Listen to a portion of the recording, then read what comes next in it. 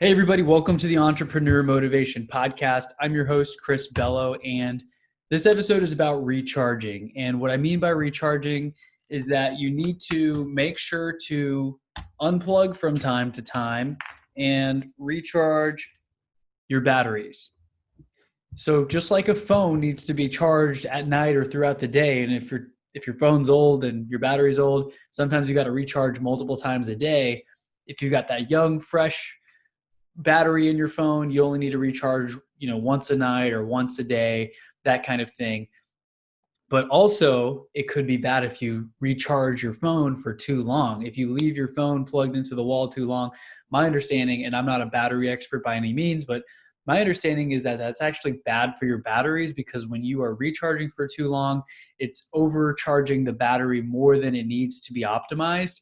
And when you keep doing that, and you start using your phone, your battery's not going to last as long as if you only charge it as much as it needs to be charged.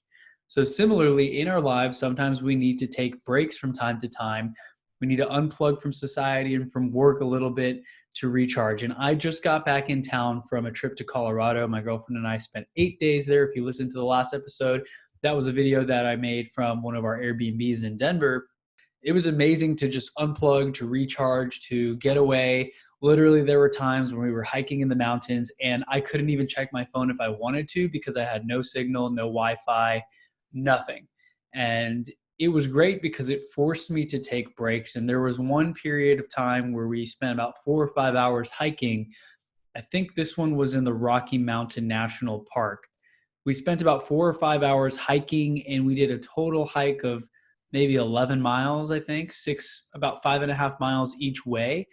And it started to get dark as we were still on the first half of the hike. We didn't realize when we got there, due to COVID and everything, they're doing online reservations to minimize the foot traffic, I guess, on some of these trails. And so we had to wait until 5 p.m. to go in there when a lot of other people had left the park. So we ran into some random person out there and she had been hiking alone, and she honestly turned around and was coming back towards us because she said she heard something growling in the bushes. And then she asked if she could join us, and we all went on this big adventure together. And we saw this cool big meadow, and we saw moose out there just grazing in the field. I think it was a moose. I don't know my animals very much, and I never have seen those kinds of things in the wild. We didn't see any bears in person. We didn't see any mountain lions in person. I'm sure there were some out there, but in any case, we got out there and we had no signal. The sun started to set on our first leg of the hike. We were trying to find this waterfall out there, and we just kept hiking and hiking. And there was a group of people that was coming back, and we asked them, like, hey, how far is the waterfall? They said 2.5, probably 2.5 miles more that way. And we're like, no way. We've been walking for so many miles. It can't be that far. And the whole group, like my girlfriend and this other girl that we met on that trail, they were both like, oh, maybe they're just over exaggerating. I don't think it can be that far. It was that far. We kept going. We finally found this cool waterfall. We got a picture next to it and everything. And we updated our stories. And of course, I had no signal out there, so it didn't update until later when I connected to Wi-Fi. But the thing was, like, deep in the back of my mind, I was wanting to turn around because I knew it was going to be dark by the time we got there. And we did finally find this waterfall. It was awesome. I guess it was worth it. I mean, it wasn't as cool as I thought it would be, but it was still a beautiful sight. And we got the picture. We felt like it was worth it in the end because we finally found this waterfall that we had hiked way more miles than we expected to find. And then we started heading back, and it started getting dark. And literally on the way back, there was about a 1 hour solid window where we were just hiking through pitch black darkness. My girlfriend and I had our cell phone flashlights on, which they're great kind of for like 2 feet of visibility, but not quite as good as a real flashlight. Luckily, that girl who was on the trail with us had a flashlight. It actually did work pretty well, and she was leading the way. And we were all silent on the way back because we kind of like would look to the left, look to the right, shine the light. And there was one point in time where we shined the light into that big meadow that we passed, and we saw eyes looking at us, and it was just a deer, I think. But still, who knows what was out in the woods, and we were not really prepared with bear spray or anything. And so it was still a fun adventure, but that hike back when it was really dark, we were on a trail, but it was still kind of creepy. But ultimately, I had the best sleep ever that night because A, I hiked 11 miles. B, we kind of had a little bit of an adrenaline rush because we were in the unknown. I mean, we don't have bears and wildlife like that in Houston. I mean, maybe there's some snakes and stuff, but I was out of my comfort zone. We were hiking through the darkness. I mean, a week before, I was here in the comfort of my home with electricity and power and a nice, refrigerator full of food and stuff. And there I had nothing with me, and we were running low on our water and everything. And even though that was kind of like a little bit draining in a way where it was unknown, uncertain, and a little freaky, it was still helping me in recharging because it was getting me away from what I'm used to, getting me outside of my comfort zone, getting me familiar with doing things that I'm uncomfortable with, and just stretching myself. As always, I do love a good challenge. I do love being able to say I've done things that others haven't done. For example, skydiving, scuba diving, a lot of people are scared to do those things and they never really let themselves try those things. And I like to be able to say, like, hey, I've gone scuba diving in Thailand, I've gone skydiving. I've actually thrown up TMI, both scuba diving and skydiving, just I guess nausea or motion sickness. There was severe water or waves and stuff going on when I went scuba diving where you could see a sea turtle move 4 feet forward and 4 feet back. It was like the whole ocean was rocking back and forth. And I threw up underwater, and luckily I didn't drown or anything. If you're familiar with scuba diving, it all worked out. There was also a time where I was skydiving and I accidentally went through a cloud with my parachute, and you're supposed to not get too far away from the landing zone. And so to make sure I didn't drift too far away, because I couldn't see anything, it was literally just all white, which is pretty terrifying. I just held one side of the parachute where I would spin in a circle, and that makes you descend more or less in place without drifting too far away. But of course, after I spun in a circle like 15 times, I felt dizzy as heck. And as soon as I got out of that cloud, I was excited, but I felt nauseous. And I was like, hey, if there's a time I need to throw up, it's going to be now before I try to land, because I don't want to get distracted when I'm trying to do my landing pattern. And so, fun fact, I've thrown up scuba diving and skydiving, and I didn't feel that great after either of those things. I got out of the water and scuba diving, and I was on that boat just feeling terrible, like, man, I don't want to be here. But looking back at those things and looking back at those experiences, I'm happy to be able to share the story because it's kind of funny now, even though I felt terrible at the time. And because it tells me that I was able to push through even in a time when I was not comfortable because I had to. What was I going to do when I was skydiving and not feeling good? Like, just say, screw this, I'm out of here. Well, I couldn't, because I was thousands of feet in the sky under a parachute by myself without an instructor strapped to my back or anything. And so do things that scare you, do things that stretch you, get out of your comfort zone. Things that maybe don't seem super relaxing at times can still be things that recharge you. Get out into nature and just really make sure to take some me time every now and then. There were several points in the trip where we would just walk through a park. And in Boulder, for example, we came across this park. It had a trail and it connected alongside of a creek. And there were some people tubing down the creek, and there were others that were just jumping in the water and hanging out. And then we just found a spot to sit down next to the water for probably about an hour. And I meditated for 10 minutes. I journaled a bit. I was like, hey, we're sitting here. I can actually look at my journal right now and read it to you. There's not really a whole lot that I'm not afraid to share. I mean, I don't mind sharing some of the quote unquote personal stuff with you because I just like to be transparent. So here on the 12th at 3:36 p.m., I get very specific.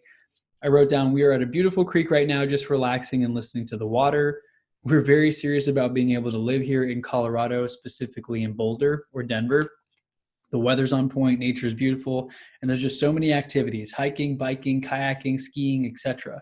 We could sell it all and move. I can get referral commissions in Houston and start over out here. Something to think about for sure. So we were enjoying it so much out there that we were honestly and seriously talking about, like, hey, it would be great to move out here. And that kind of elevated and escalated to, hey, why don't we just move out here? We could get rid of everything. I could sell the house out here.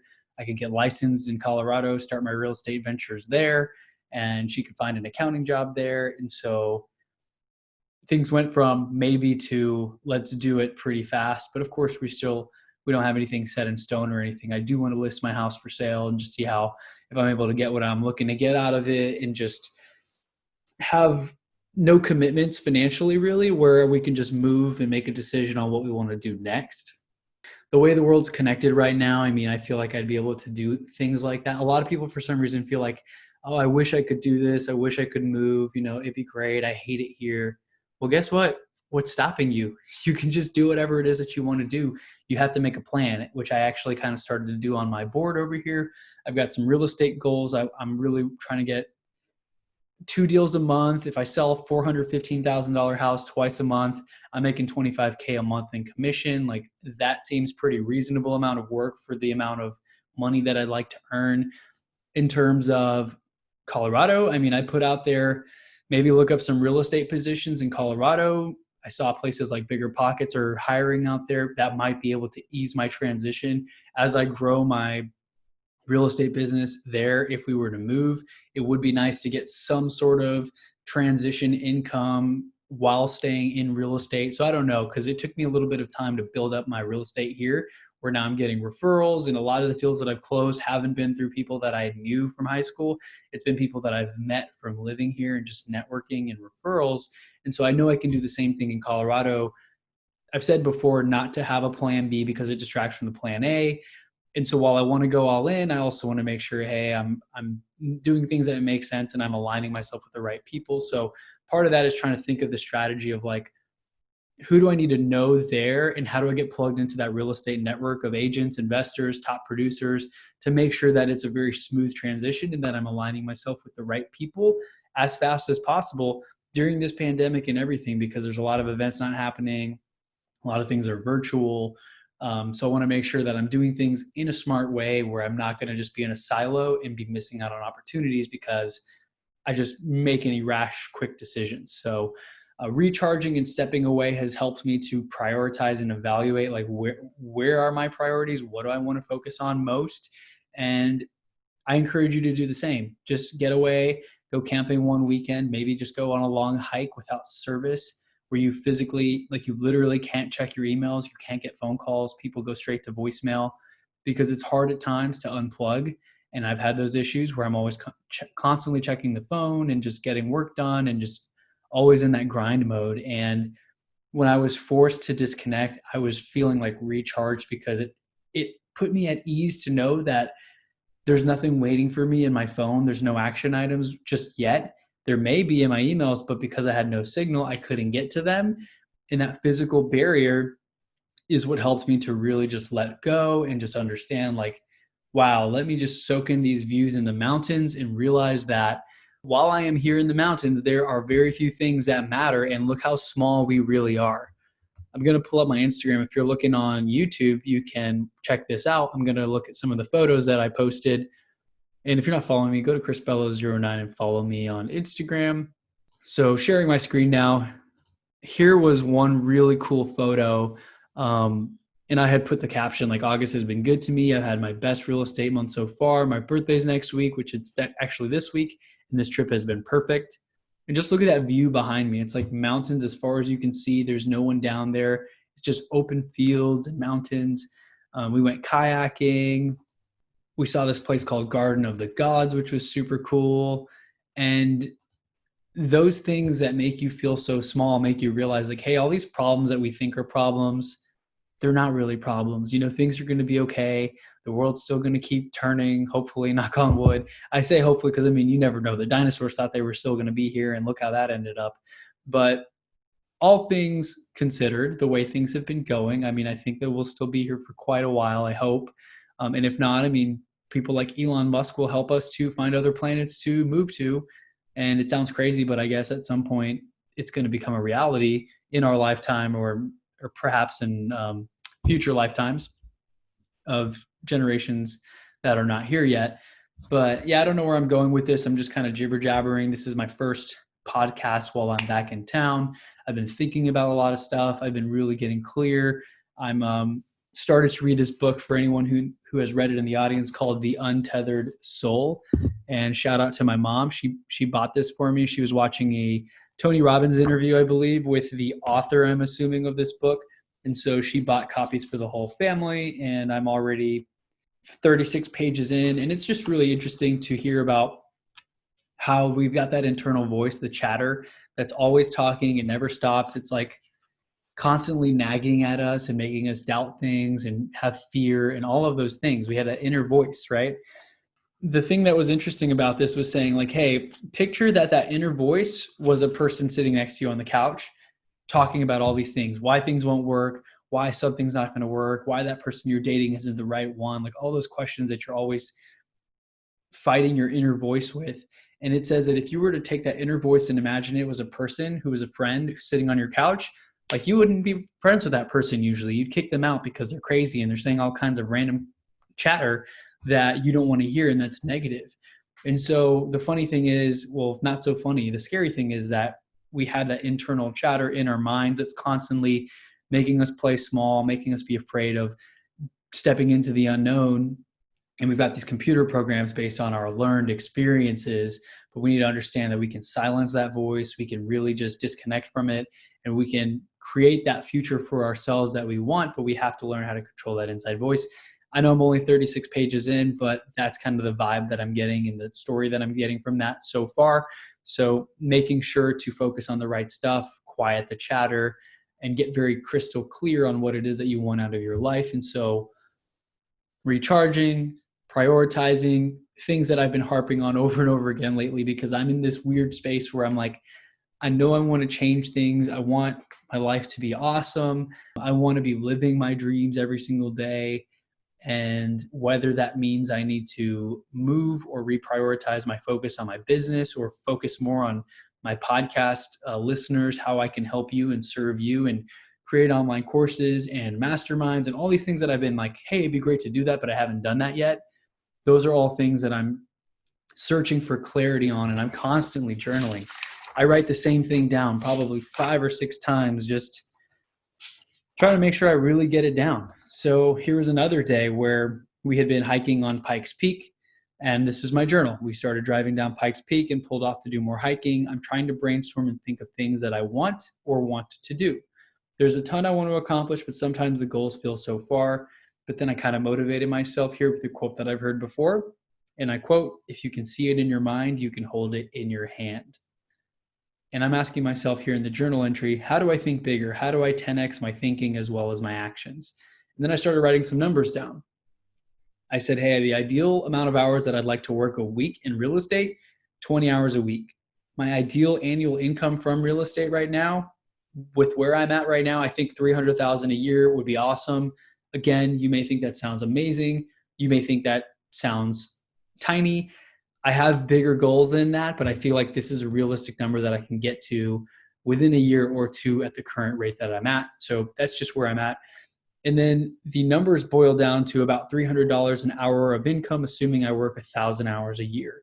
And so I was brainstorming here, like, hey, maybe I can make it a point to only work 5 hours a day once I'm closing more deals. I can prioritize content creation and social media engagement. When leads come in, I can do a consult call. I can do my content creation and engagement for an hour, learn for an hour, and then leave 2 hours in the morning and afternoon to check in on deals and follow up on next steps. That truly sounds like a lifestyle business I can get behind. I can spend remaining time in the day growing and building online courses in a group coaching business. So ultimately, that's where my mind is at. Real estate's great, but there's a lot of work, a lot of things that go into the transactions, and you really don't get paid until the deal closes. And a lot of things can come up to kill a deal, to make someone back out, to result in the seller not being able to bring a certain amount of cash to closing to make that thing happen. And so ultimately, I love real estate. It's been great. I want to invest and own a lot of properties, but I also want to scale myself past just helping people buy or sell houses. I want to be doing like coaching, and I've got all these visions, right? I've got all these ideas. And how do I make them turn into reality? How do I take them all out of my head and out of space, simmer them down and funnel them down into a couple actionable steps, and then actually deliver on those things for my clients and for my customers or mastermind members, whatever it is that I end up having. And so that's why I'm trying to get clear. I'm working on recharging, on unplugging, on being proactive instead of reactive, because I want to make sure I'm focusing on where it is that I want to go. And to bring it back to the skydiving example, whenever you're landing, I remember an instructor told me to look at where you want to go. Because when you're swooping down, you're falling forward at a fast speed, usually maybe 10, 15 miles an hour, it depends on the wind. because you land against the wind, so the wind slows you down. And sometimes it's so windy that you're almost just like falling down in place slowly because you're against the wind and it's kind of keeping you in place. Now, if you're going with the wind, that's not good, because if you're going 10 miles an hour and the wind's going 10 miles an hour, now you're going 20 miles an hour, and it's going to be a rough landing because you got to like sprint to land. So when you're going against the wind, look at where you want to go. If I look at the floor down here, that's not where I'm landing because I'm still going forward, and I may not see something, and I may run into a tree or hurt myself or go over the fence line or any of those things. If I'm looking at where I want to go, out into the horizon, looking out in front of me, forgetting about what's behind me because it's already too late. You can learn from that, but keeping to the skydiving example, when you're landing the parachute, you got to be looking forward at where you want to go. And I think the same case is true for kayaking, or maybe was it whitewater rafting, which I have not done. But if you're looking at where you want to avoid, you're going to go that direction. You're going to hit into that tree or whatever there is out there. So look at where you want to go and focus on that only. Sometimes that requires getting clear because you may not know where you want to go. So that's something to keep in mind as well. So with that being said, I hope you're all doing well. I hope this message made sense for you and connected with someone out there. I know I talked about all kinds of random stuff, but that's just been what's on my mind, and that's kind of where I am right now, what I've been thinking about. And I'm sure you have these questions as well all the time, like that existential crisis moment of, is what I'm doing what I actually love doing? Am I focused on the right stuff? Is this what I want to be doing 10 years from now? And if not, what do I need to change? How do I make it better? How do I make this something that I want to be doing 5 or 10 years from now? How do I outsource and delegate the things that I don't want to do so that the things that I do are the things that I actually love to do and want to spend time on? So ask yourself those questions. Make sure to just start to question everything, because if you're not asking questions and you're just going with the status flow, like if you're stuck in a corporate job and you're not asking, is there more? There's got to be more than this. Like if you're not asking those questions, you're going to find yourself in 20 years from now wondering why you did it all at all, if it was worth it, how you wasted so many years doing something that maybe you didn't love. But if you're asking these questions constantly, I feel like you're able to course correct and make sure to be happy with where you are, but also focus on where you want to go. Yeah, that's my message for today. So with that being said, hope you all have a great week. Make sure to tune into the next episode of the Entrepreneur Motivation Podcast. If you haven't left reviews and you've been listening for a while, please take a second to leave me a review. 5 stars would help so much on whatever platform you're listening to. Make sure you're subscribed on YouTube. That's how people find my channel. That's how this grows, and I can continue to put more content out there for you. And if you ever have any questions or anything, shoot me a DM on Instagram. I'm happy to help as best as I can or make any connections that I can for you. So I'll catch you all in the next episode. Have a great rest of your week. Thanks so much.